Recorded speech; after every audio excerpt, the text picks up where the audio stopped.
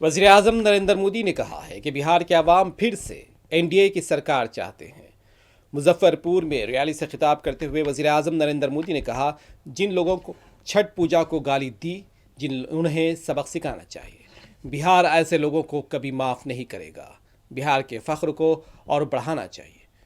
बिहार की तहजीब और यहाँ के लोगों की तरक्की को यकीनी बनाना बीजेपी और एनडीए की अव्वलीन जिम्मेदारी है। वज़ीर-ए-आज़म ने कहा, आज हर सर्वे ये दावा कर रहे हैं कि आरजेडी और कांग्रेस को अब तक की सबसे शर्मनाक शिकस्त होगी।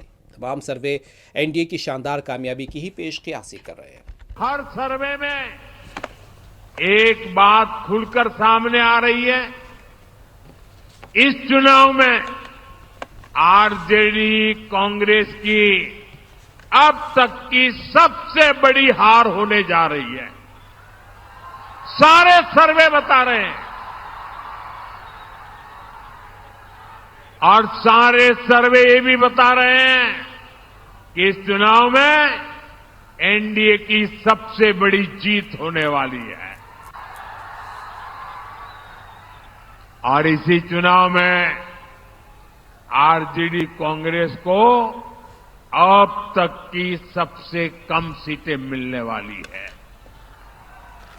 ये एक नया इतिहास बिहार के युवा, बिहार की महिला, बिहार का किसान, बिहार का मछुआरा बना रहा है। और इसी से आरजेडी कांग्रेस वाले बुरी तरह घबरा गए। अपने घोषणा पत्र में ये लोग ऐसी ऐसी बातें बोल रहे हैं कि सिर्फ और सिर्फ झूठ है। ये लोग इतना फेंक रहे हैं कि इनके समर्थकों तक को हजम नहीं हो पा रहा है। मैं देख रहा था बिहार के युवा कैसे सोशल मीडिया पर इन लोगों का मजाक उड़ा रहे हैं। ये आरजेडी कांग्रेस वाले बिहार के लोगों की बौद्धिक क्षमता को कम आंकने का पाप कर रहे हैं।